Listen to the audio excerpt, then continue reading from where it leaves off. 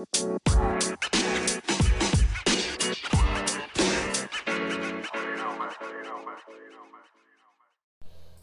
guys, what's up, Gaming Compute?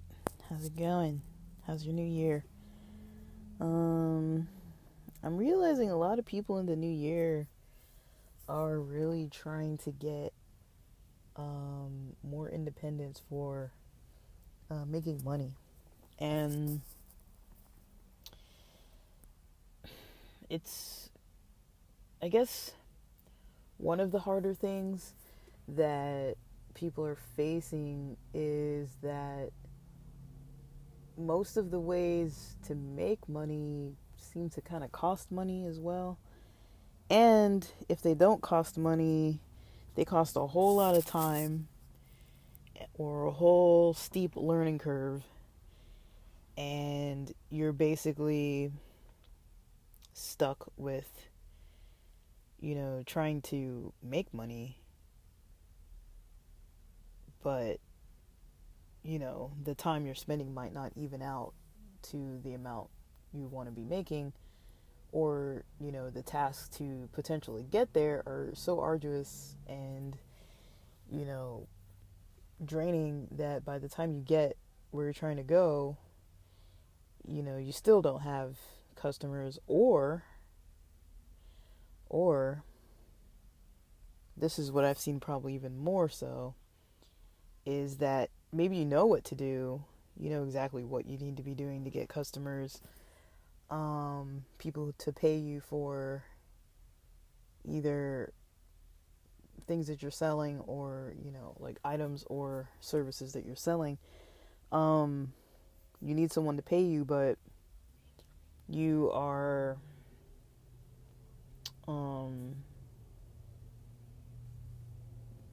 you know, you're not really putting yourself out there. Like, it's easy to listen to classes, listen to master classes for free on YouTube. We've all been there, hours and hours of these, master classes that help you learn all these things. But when it comes to actually implementing the skills and actually following through and following up, that's the part where a lot of people fall short. Let me give you an example. A lot of times people might start a blog, but the task might be write a blog post once a week, write a blog post every other day, write a blog post once a day for 30 days. Or the same thing with YouTube, do that for YouTube. Or the same thing with Instagram, or make a YouTube video and then chop it up into, make a YouTube post once a week and chop it up into 6 other shorts or reels, or clips for TikTok and post them once a week. It's maybe one day of work, making and editing one video and then chopping up 6 pieces and pre-scheduling the posts and, doing that for a 30-day period about 4 times a month, and seeing if you get more followers or, testing out what the traffic looks like, or opening up a Shopify store and finding a winning product and learning how to post ads and, not paying for ads or not even putting up ads, but you have all these products and then you just want to check the traffic and wonder why you're getting no sales. So usually that does come up. That's something that is very common. And usually after 30 days of this, 60 days of this, 90 days of this, 3 months in, it's like, you could have just been delivering Uber. You could have just been doing Instacart, but maybe if you don't have a car or a reliable car, or you don't want to spend the gas, or it is kind of a lot of work for a little money. In all honesty, if it wasn't for the Prop 22 payouts, those gigs aren't really, like, they don't pay you that much. In all honesty, they don't pay you that much. And there really are pockets when you can drive, like And if you're already working a 9 to 5 or something like that, it's like, are you really going to have the energy to do this before and after work? You know, probably not. Realistically, probably not. Or do it on weekends on your time off. I mean, unless you really need the money really bad, you're probably not gonna do it, in all honesty. But the difference between working for these delivery services or working for a 9 to 5 hourly job is that they tell you how much you're gonna make. So Uber Eats, when you're driving, it says, hey, there's this order. You might get $3, you might get $8 if there's a tip, and then they calculate all the Prop 22 earnings, and then every second week they send you out the extra earnings, and that's how much you get paid, unless you get just extra tips rolling in, and there's only so much you can do to get tips. I mean, how much above and beyond can you really go? I mean, you're just doing the job, you pick stuff up, you make sure it's the right one. A lot of the companies seal the order, and so you can't even double check what's in the bag. You can't check if they have condiments. You can't check if they have all the like plasticware and everything and all the little sides, and like, you can do your best, but it's like, it's not like being an Uber driver where, maybe you can have an extra tablet in the back of your car, extra little waters or gum or hand sanitizer or something that makes it a little more comfortable and a little more high quality of a service than your average driver. But still, it's like, that's still money out of your pocket. And again, Uber or Lyft or whatever, they're going to tell you how much you can make.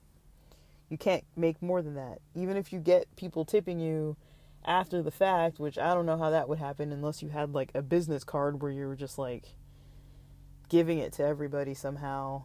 I mean, that might get you flagged somehow too. Somebody might get mad about it. But if you gave out a business card saying thanks for your tip, or leave me a review, or I don't even know what you could do to like improve that, honestly. Like, you'd have to go like so above what's expected just to maybe get something extra, and it might not be a financial thing. Like, somebody might just send you like a thank you message, which is nice, but at the end of the day, you've wasted so much gas and so much time and energy. Now, I'm not saying that I know of any kind of side jobs or side hustles or things that you can make yourself where you're not spending any time. I don't believe in that. I don't believe in the whole no work for more money. Like, okay, I'm gonna build this thing that's just gonna sit. I'm just gonna sit there and be able to pay all my rent and buy a new car and pay that off right away. And if I have student debt, and just pay that off right away because I just got like, I don't know, like $15,000 rolling in every month or something from something that just sits there, and I just sit back and play Xbox or whatever. Like, I don't know of anything like that. So that's not even what I'm talking about. I'm talking about people who really want work, want to create work, but want to have more independence, of when you start or when you stop, or how much work you put in and how much money you'll potentially make. So a lot of times this isn't going to be fully guaranteed, but the first thing you need to know really is how to determine what you can do, right? A lot of people have jobs or skills that they can do where other people need it done. You know how to do it. Even if other people know how to do it, they might be more willing to pay you for your time and effort. I have an example. I have friends that pay for all kinds of stuff that I don't pay for necessarily, but I'm not saying that it's bad, because they need it. Like, for them, like, if they don't have a car, or if they don't have a way, like, say for example, chores and stuff that you have to do every week. I know someone who pays for a laundry pickup, wash, and drop off. Now, if they don't have a car, it's probably worth it for them more to pay the money to this person. Now, imagine this. You have a laundry machine and a dryer that works in your house. And say, even if you already work from home or if you're home on the weekends, how many loads of laundry could you do? Could you wash, dry, and fold within a day? Now, okay, yes, this is labor. You have to go pick it up. You have to wash it. You have to fold it. Let's say, I know my washer and dryer, if it's a big load, I'd probably say 45 minutes or so for a wash, about 60 minutes for a dry. Let's say you're driving to and from, so pick up and drop off. That's maybe 30 minutes driving one way, 30 minutes driving back. And say you give it a day, so the next day you're dropping off. And say you're only doing it Saturday, Sunday. Say you're only picking up Saturday. Well, I guess technically it's drive to and from both. You'd have to drive to and from twice, because you'd have to get home to wash the stuff, then you'd have to take it back to the person, that you'd have to eventually get back home again. But say you're only doing that twice, right? How much could you realistically charge someone to do their laundry? Now, I don't even know. You could say something like no underwear, no socks, or something like that. I don't even know. But people can hand wash that themselves, I guess. And you can say that in an advertisement. But you can make it worth your while to do something like that. And that's a simple service you could do. I mean, say even if you live at an apartment complex that has multiple washers and dryers, I mean, your neighbors might get a little angry if you're doing a whole bunch of loads at once, but it's like, there's nothing against it usually, right? So that's a service you could provide. Most people know how to do laundry. I don't know that many people who don't. I mean, there might be a little risk to it if you have people who have like some weird kind of like clothing, but you can be specific and say, I only use this setting, I only dry with these kind of sheets, I only use this kind of detergent, I only, and just specifically state what you're doing, just like a classic wash and dry. Like, I'm not hand washing things, I'm not washing intimates, I'm not doing this or that. You can make it work in your favor so that you're still doing the service and it would still be worth people's time, right? So say if you charged, I don't know how much I'm just trying to think realistically. Let's say if you charged even $20 an hour, that's a lot of money. Let's say you're charging $40 for that, right?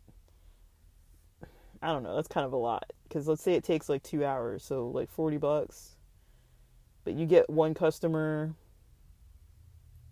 a week and they pay you $40. That might be a lot, honestly. $20 I don't think would be a lot of money for someone who doesn't have the time or energy to do it, but $40 I think would be a little bit steep. But I don't know how much people charge for laundry services. They might charge $30 or so, $40. Say it's $30, that's about $15 for 2 hours of your work. You're not considering gas, you're not considering the time it takes to drive to and from. So you're not really making $15 an hour.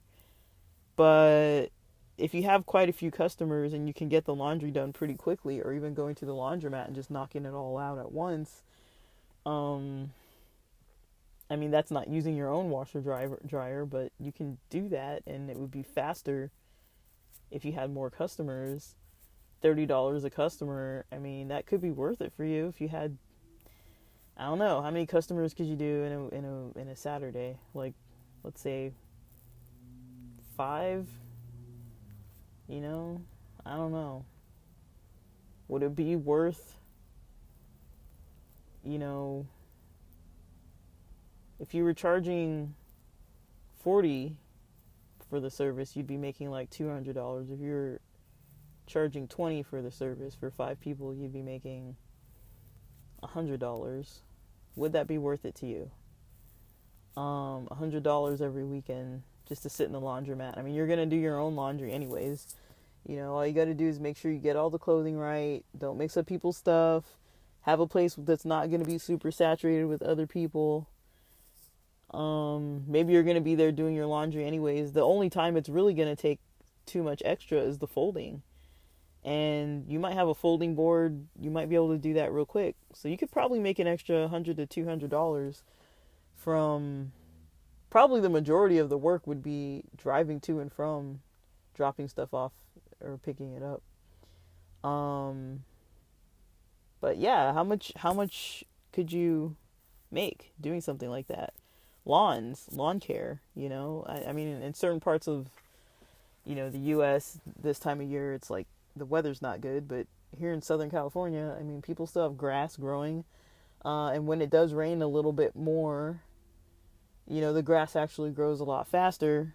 And so once we do have a little bit of rain, but then more sun than rain, people do get their grass growing more often, and they don't want to be out in the cold mowing their grass. You can mow a lawn for, I don't know how much people charge, $20 for that, like, so say you have something like that, even like labor type services. I mean, you could do something like that on a weekend that's not going to take the whole entire weekend, and you could still make $200 a weekend. I mean, if you had more time, like say if you didn't work a 40-hour work week and you were only working part-time, I mean, a lot of people honestly might not even make $200 in a day. So you could technically make almost more money in a day doing something on the side like this. You could even hire out for other people, but then that's more money coming out from your paycheck. You'd have to do the math on it all. But that's kind of how I think about it. It's all math, right? You're exchanging time for energy, pretty much.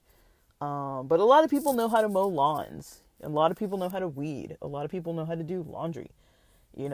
House cleaning services, bathroom cleaning. I know people who hire, who have housemates and live with other people, or maybe they're elderly, or maybe they're just super busy. I have friends who have a household of, I think there's like 5 of them living in the house, and they're all super busy. So they hire a house cleaner to come once in a while. And I think the person, back when I used to hang out at their house, they paid this person $100 a day. It was back when I was working on websites for one of the people in that family that was starting a company, and I was working on their website for them, and they paid me $100 a day. Back then, that was decent money. Now that was like a really long time ago, probably like a decade or two ago.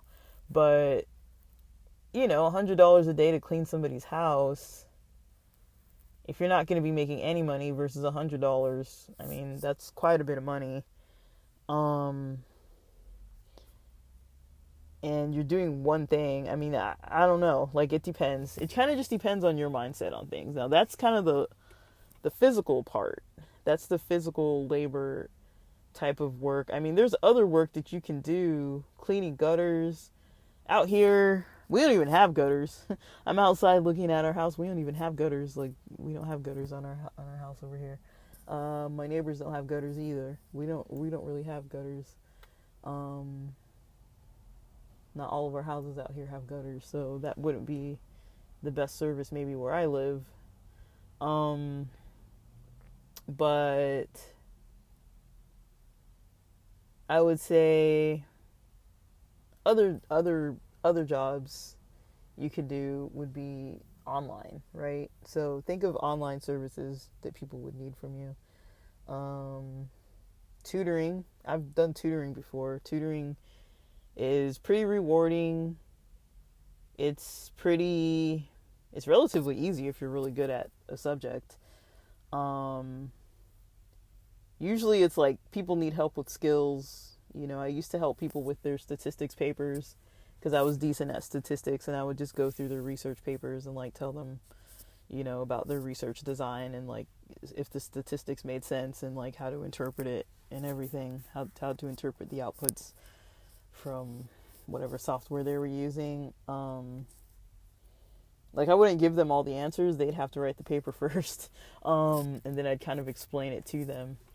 And, I've had people get A's. I remember getting a $100 tip from somebody who got an A in a class after I helped them with the service. If you play an instrument, guitar, I've taught people to play guitar for like $20 a lesson way back when I don't know if I was in high school. I don't remember. But things like that. It's not that hard. You just have to, the thing is, to get the customers, you actually have to put in the work, and a lot of times people don't want to do that. It's hard.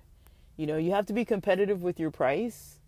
You have to have good rates, and you have to be competitive with like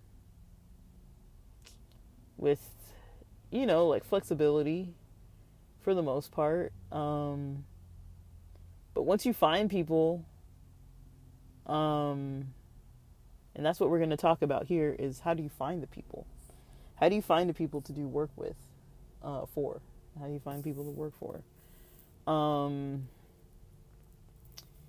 You can look for them or post yourself in places where they can find you. I think we've all seen people who do landscaping. We've all seen people put those little rubber band and business cards on somebody's door, on your doorknob or whatever. It's really annoying because you go to like unlock your door and you gotta like untangle this little rubber band like once a week or whatever. Flyers, things like that, just like hard copies.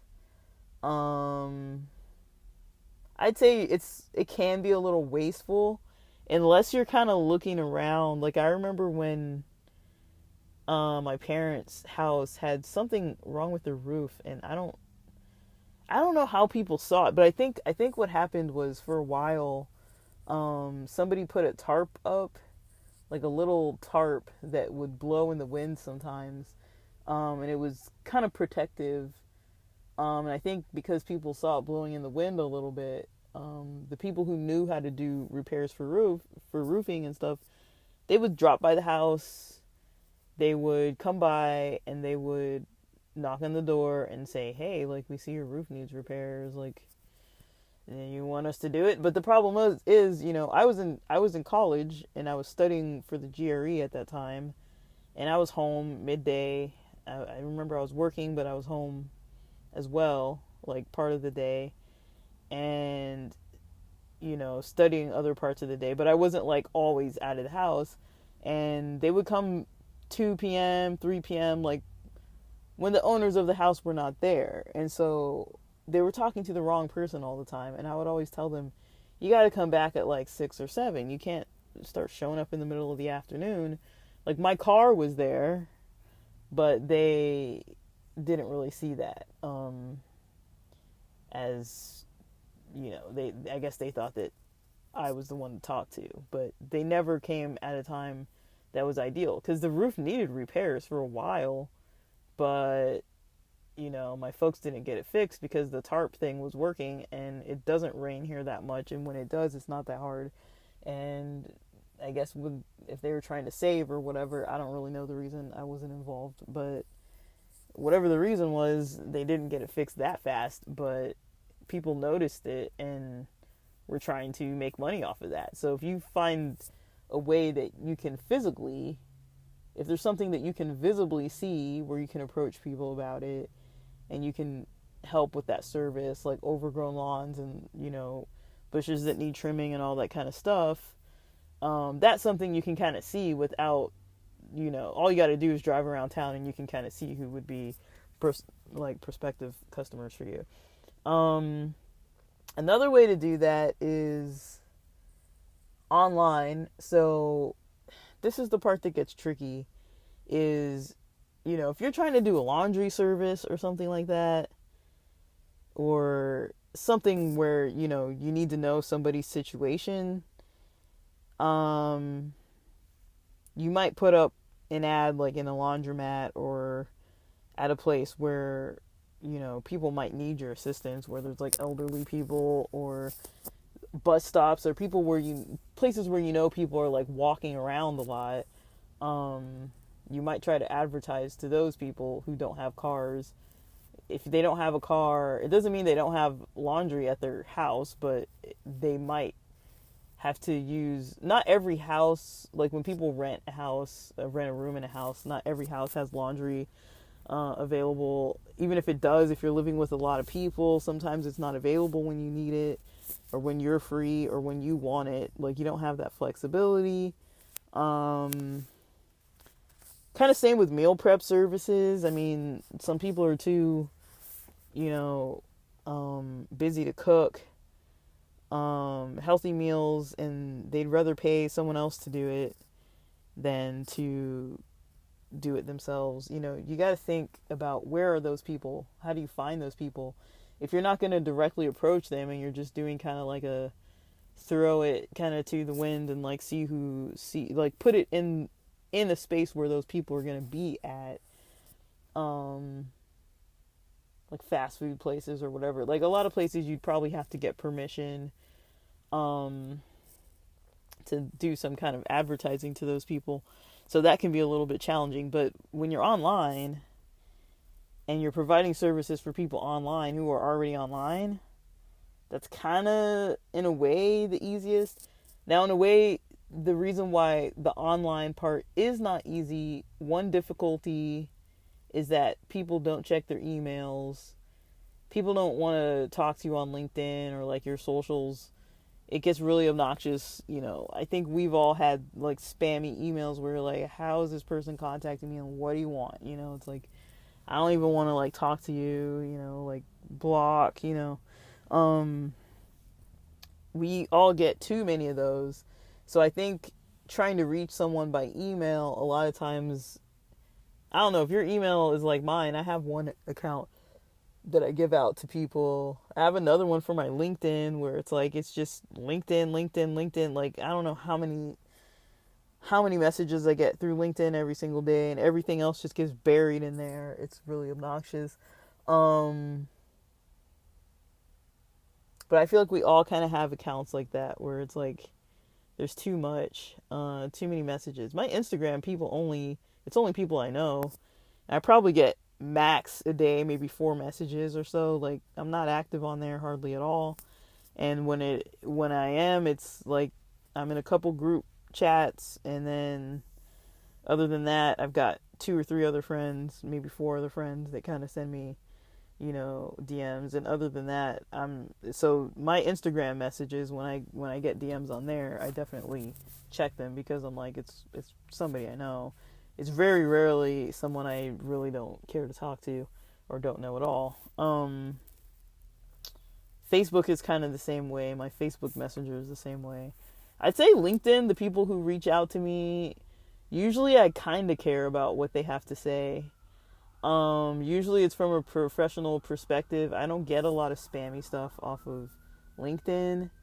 So I would say those spaces, you know, if you're reaching out to people and you have value to provide, and you can search their socials and search, like, if they have a landing page or a website or a blog or a podcast or whatever it may be, you basically need to go and figure out what it is that they have, what it is that they don't have, and if there's something specific that you're offering to people, you know, you can offer them services on that. Usually it helps to offer a sample. You don't want to overdo it. Like, if you're trying to, you know, help someone build a website, and then you build their whole website, I mean, they probably don't need that many websites, you know? Like, most people don't need, like, okay, you built me one website for my business and I have 8 other businesses, so now I'm going to hire you to build 8 more websites. That's probably not likely. So you might not want to do something that's free and going to cost you a whole lot of effort and time. But people like free stuff. So, you know, you can get the experience, you can get the feedback, you can get the reviews from offering free services. It might not be the same if you're doing like a manual labor type of work. You can offer half off, or like, you know, you only pay 25% for the first service. Or buy 2 services so they're already locked in. Say if it's like 2 loads, get 2 loads done on your first order and of laundry, and you know, one's free or something like that. Like, so the people feel like they're getting something out of it. instead of, you know, not getting anything at all, and you're just like, you know, trying to ask people to give you a bunch of money when they don't know the quality of your work. People need to know the quality of your work, and if they don't know the quality of your work, they probably don't want to pay a lot of money. A lot of places will pay you more. I remember when I was trying to teach guitar to some kids, and my rate only was $10 an hour, and they were the ones who offered to pay me like more than that. And so I came over and did it, and I would come to their house and do it at a certain time and everything. And they just pay me cash on the spot. And so it was okay. It was, I think the student wasn't really practicing much, so they kind of backed out. But they were the ones that contacted me. I used to play for like I think it was like a vacation Bible school or something, and one of the kids got like super pumped up and was like, yeah, like I want to learn how to play guitar. And I kind of just let him play with my guitar for a little bit and like taught him some notes. I wasn't even trying. I didn't even think that they were going to go tell their mom to like try to ask me if I would teach them or whatever. Like, I didn't even think about that. Like, they did that all on their own. That all happened just organically, just because I had a skill that they wanted. And instruments are a skill that a lot of people want to learn from a teacher. But nowadays, people do learn online, and if you can find, I mean, the beginning of the year is just such a ripe time because people are starting businesses. You know, you can help people with their businesses if you know how to do that. People are trying to start anew. And so some people want to keep their house cleaner. Some people want to, you know, learn an instrument. Some people want to learn a language. You know, some people want to learn gardening or whatever it may be. You know, they want to learn something and they'll be willing to pay you. You know, some people want to get their grades up. Some people want to get a degree.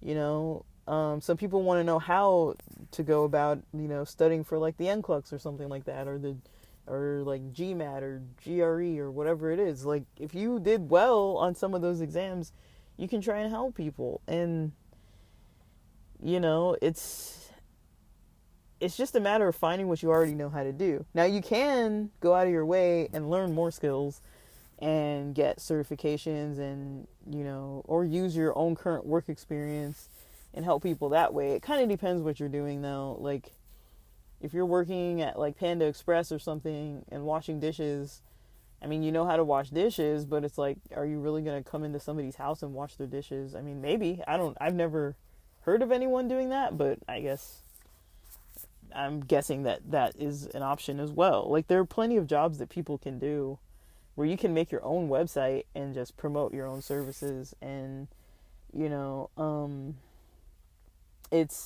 not going to say it's not that hard, but I mean, there are people out there that need the services and they're willing to pay you. And if you're reliable, you know, even babysitting and stuff like that, dog walking, there's all kinds of stuff that people need from others that, you know, if you don't go through some other service, that's one way to do it too, is go through another service who can promote you. So you don't have to make your own website. You basically just make your own profile on there. But I don't know, it takes effort and work, but you know, it's going to be up to you to contact the people. That's the main part that is slow. That's the main part that most people don't follow through on. That's the main part that most people, you know, they tire themselves out learning and learning and learning and learning. And, you know, out of anxiety and like, oh, maybe it's not going to work if I like put up posters or if I put up business cards or if I put up one of those, I don't know what those sheets are called, where you just like put up the type of service and you clip out the little numbers at the bottom. I used to do that in grad school when I had a project, a research project, and I needed participants. The general psychology students always had to participate in research projects. So there would be a bulletin board where we could post to those people, or you would see them posted around campus for people who need roommates, people who need a tutor, like people who were providing their own type of services or like renting out a room or whatever. And they put little tabs for people to just like pull one and call you and or contact you or email you or whatever it was. I mean, it kind of depends on what you're doing, but that is a method. I mean, if you have the traffic, you know what I mean? If you have the traffic who's looking at those posts, you can post up and get some business that way. And, you know, I'm not going to say it's super easy. You might have to test a few methods. Some methods for some types of jobs are going to be easier for you, you know. Like I feel like if you were trying to do laundry or housekeeping services, there might be more places where you can post that where people might need your help more. But in times like this, when people are trying to save, a lot of times people are going to start cutting those types of services. They don't want an extra person. But also, if people have to work more, they might not have time or energy to do certain things. And so you just have to kind of know the balance of the market and everything as well. This time of year, I would say November, December is good for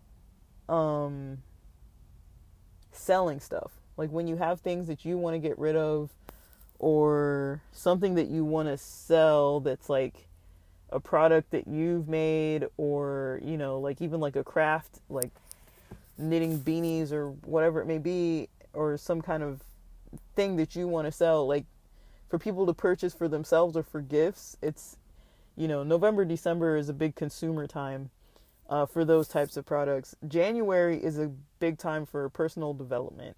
And so if you have anything surrounding any type of goals that people have, like even fitness motivation, you know, that's another big one. If you're fit and you know how to get fit and you know like basics and you know, somebody might just want a gym buddy. You know, somebody might just want someone to keep them motivated, like a fit family or something like that. Create a fit family, have people pay you. You guys go run at the beach or jog at the beach. Like, don't even make it make it so that the barrier to entry is really low. You can be any kind of fitness level to join. All you got to do is pay, but you could be any kind of fitness level and maybe provide a free lesson or consultation or something first, and then people can see if they want to stay or join. I almost joined something like that way back. I've purchased stuff online from people that I kind of liked, maybe that they wrote a book or they used to post a lot. There was somebody online who used to do these like motivational readings every morning on Instagram live, and because, you know, I'm West Coast time, and because I used to wake up kind of ridiculously early, it was like just before their 9 o'clock, so around 8 a.m., 9 a.m. their time, but it was around like 5 a.m., 6 a.m. my time. So I was up early, and I was like, you know, I wanted to wake up early, and so that was motivation for me to kind of get up, listen to something positive, instead of watching movies or whatever, and listen to some kind of positive mindset type of material. And then later on, this person had like a coaching group or something that I joined. I think it was like, it wasn't expensive. I think it was like $16.99 or something. I think it was like during a certain time of year, and it was kind of themed, like get prepared for this time of year for like a month, and then I think we met online once a week or something. I can't remember, but I mean they charged a very reasonable rate, and I don't know how many of us were online. I think there were just a few of us. It wasn't like hundreds, but you know, they made money off of that, and they provided a service. They wrote a book. I bought this person's book way back, which is how I kind of knew about them as well. And their book was very well written, and it helped me. It was like a 30-day, like, self-help kind of thing, like daily reflection or something. I don't know how to explain it, but things like that. Like, it was really motivational, really valuable. They took a lot of effort and time promoting themselves. Of course, you know, they were online every day and everything. But, you know, I think maybe they were like a fitness coach for their main job or something. Like, maybe they worked as a personal trainer. I really can't remember. Because I kind of, you know how you kind of fall off of like following people. So I kind of fell off of following this person, but I mean, like I've engaged with people's content like that. I think a lot of us have, you know, purchased something online. But you know, a lot of times it's kind of organically. Like, if you're already following the person, if somebody's not already following you, they don't even know what it is that you have to offer. And so, you know, you have to reach out, and to do outreach, you know, you really have to know your customer base, and it kind of depends what you're trying to find. Like, it's going to be hard to use LinkedIn, for example, to find someone who needs lawn care. You know what I mean? It's like, people aren't on LinkedIn posting about their lawns necessarily, unless they're the ones who have a lawn care service. If you have a lawn care service, you could probably post it on there, but you're probably not going to be reaching out to individual people. You're like, oh, I saw a picture that you posted the other day. You posted an article laying in some grass, and it looked like it needed a lawnmower or something. Like, I don't even know how you would go about that, honestly. That's probably not the way, right? You'd probably have to look elsewhere. LinkedIn would not be the right place. You'd probably have to go live and, you know, out and about in public and find the lawns that need the care.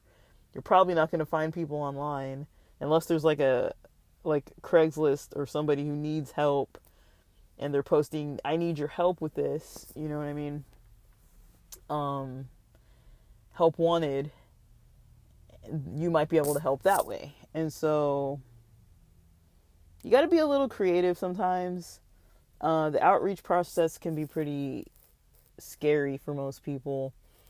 Most people will do anything to not have to either call somebody or not have to do like a video, record themselves with any video footage.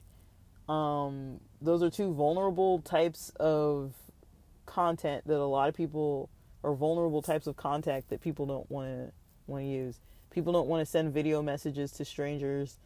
People don't want to post a video on their blog or on their YouTube channel or wherever it is. They don't want to post a video, people, or of themselves especially, talking about their services. People don't want to do webinars about their services. People don't want to do cold calling, physical calls on the phone, talking to complete strangers. And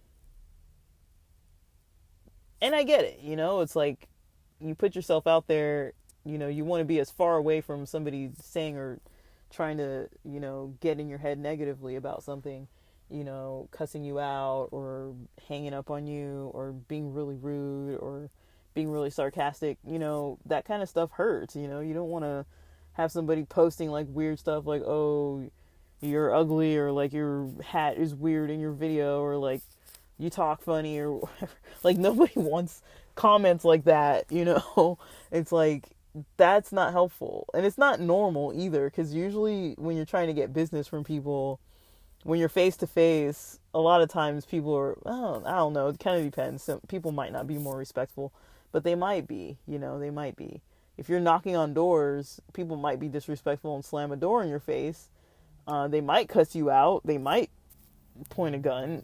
That kind of stuff is a little rare, though, especially if you're respectful and you're kind and you're not disruptive and you're actually trying to provide a service that people want, and you're not just being obnoxious, like having them fill out some like long survey while they're trying to like eat dinner with their family or something. Like, nobody wants to do that. And you really have to think about the customer. You know, when I was working at this mental health site, we had this long script we had to read. I think I've talked about it before. To enroll customers that didn't know who the heck we were.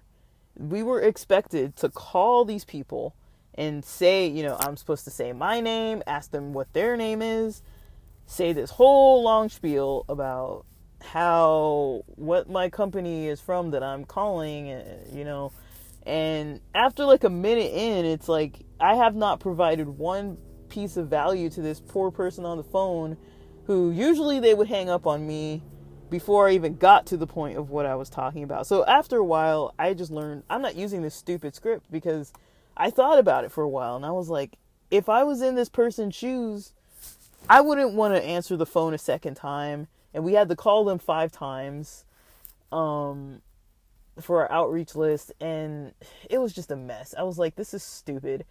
But then after a while, I got the hang of it, because I was like, okay, if I had someone call me, what would I want them to say? If I were busy at work, if I were tired at home, if I were sick, like if I didn't have all of my basic needs being met, and I take the time to answer my phone to this unknown number, what would I want someone to say? And I figured out, I was usually just like, I'm calling from your insurance. This is my name. We got we've been getting notification from the insurance branch of people who need outreach services, and we can tell you some of the services that you qualify for. Support with housing. Do you need support with food? Do you have all your medications? Do you have all your doctors? Are you having any concerns getting doctors? Do you need any transportation? These were the major things. Like when people hear free food, free transportation, free help, talking to your doctor, scheduling your appointments for you. Who wants to sit on hold forever trying to like schedule all these stupid appointments? And elderly people sometimes have so many appointments, and it was like they just needed someone to call them and remind them, and like if the doctor dropped the ball, like someone to tell so that we could like write a report about it or get them in again. The medications, they need refills, but the pharmacy never answers the phone. I'll sit on hold for like an hour and a half with your pharmacy. I'll walk into certain offices and pick up paperwork from you and go take it into the office if that's something I'm allowed to do.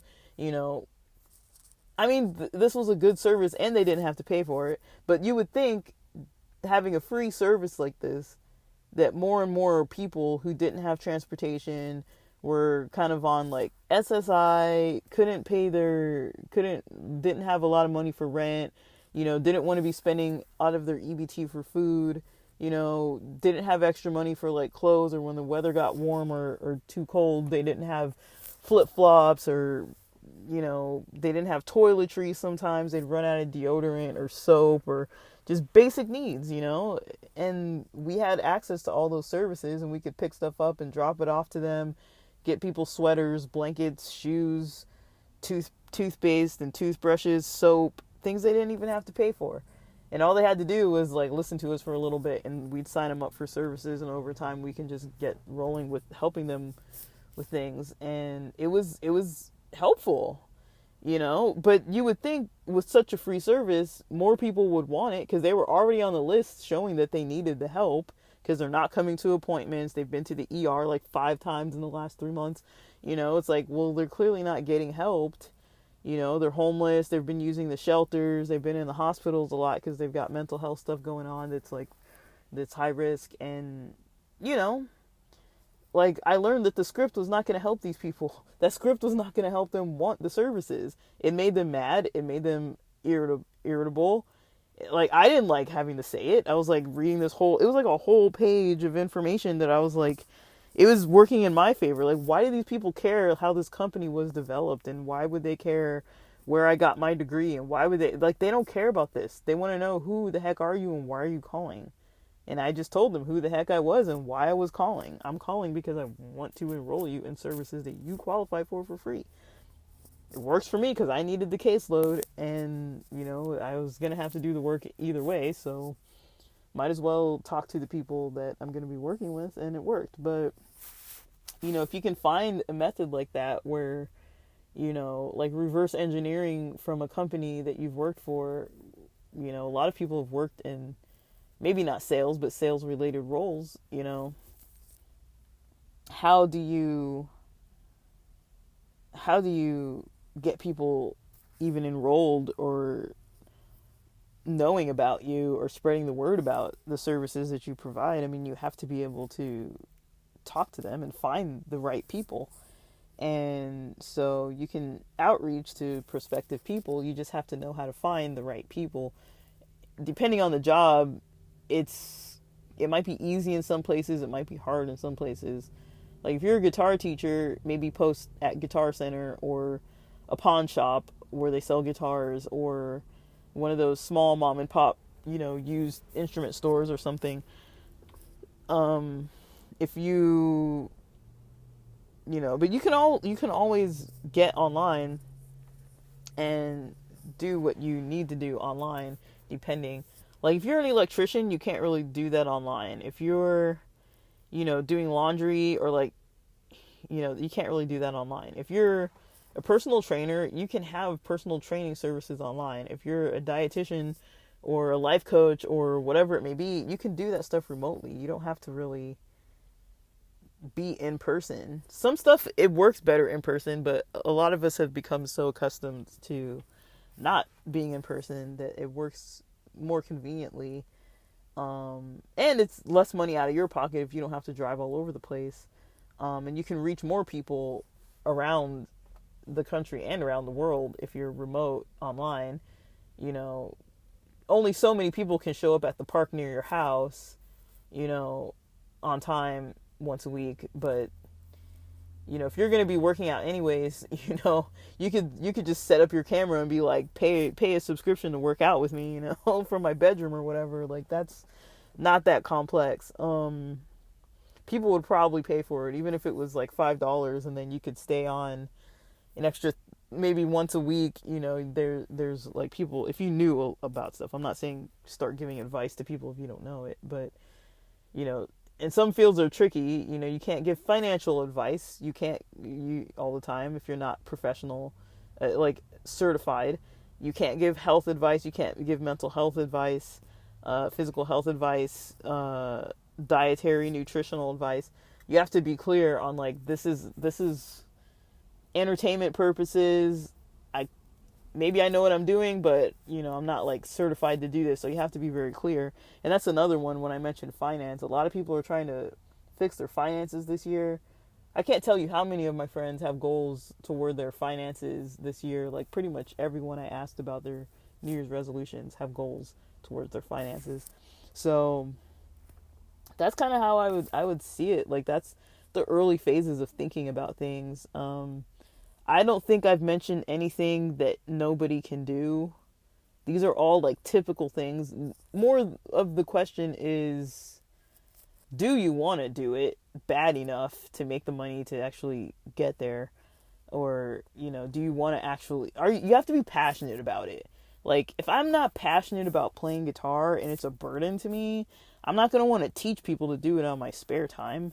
If I'm not passionate about, I don't know, teaching people how to play football or whatever, snowboard or whatever it may be. If I'm not passionate about this, I'm not going to want to do it on my free time. I'm not going to want to do it at all. So you don't want to pick something that's going to be a burden, because then when you're like, you don't want to pick something that's going to be an emotional burden, a time burden, something you don't like to talk about or think about or do. You don't want to get yourself in that position, because then it's just going to be a burden for you. The best things to do are things you're going to be doing anyways. If you're going to be doing your laundry anyways at a place that has like an extra 8 machines open every single time you're there, what difference would it make if you had 8 other people's laundry to do? You know what I mean? Like, what difference would it really make? What difference would it make if you like I said, if you're going to work out anyways and you love working out and you're really fit, you don't even have to be fit, I don't think, but I just think, maybe I'm wrong on this, I could be wrong on this, but I think people prefer fitness coaches that are fit, but maybe some people don't, because maybe some people might have like a sense of shame and might want someone who, maybe if they're bigger, they might want somebody bigger who looks like them and feels like them when they're doing these exercises, and feels like, oh, like I get winded super easily. Like, not everybody who's large size, like plus size, wants to be in a class with all these like skinny looking fit buff people. Like, sometimes you want to be with people who look more like you, so maybe that could work if you know the skills and you know the know-how. People might, I mean, I don't know, I've never seen plus size people market too much with fitness. I've just never seen them do it. So that's why I'm not familiar with if that is a thing. But I know people that I personally talk to that I know don't go to the gym because they feel like out of place there. They feel kind of like embarrassed, or like not, like they don't feel like represented, or they kind of feel like self-conscious. And maybe they would feel a little less negative if they were there with people who looked like them, or there was a class for people who, had a bit of shame about going to the gym, or like anxiety about working out and with other strangers being around. Like, if there's like a little private area for those people, and like a teacher who was like supporting or something, that could work. I don't know. I'm just thinking out loud, but like, yeah, you got to be creative, but I would say at first maybe don't pick something that needs like 3 years worth of training that you don't have yet, because then, I mean, like, I'm not saying never do something like that, but if you start there, it's like you're not gonna start anything yet. If you're trying to start something now, you might as well start with the things you already know how to do now, and things you're already going to be doing now, or things that you want to motivate yourself to do more of. And so that's one way to look at it. Really, is just trying to figure out those early phases of researching who you want to reach out to. We'll talk more about this next.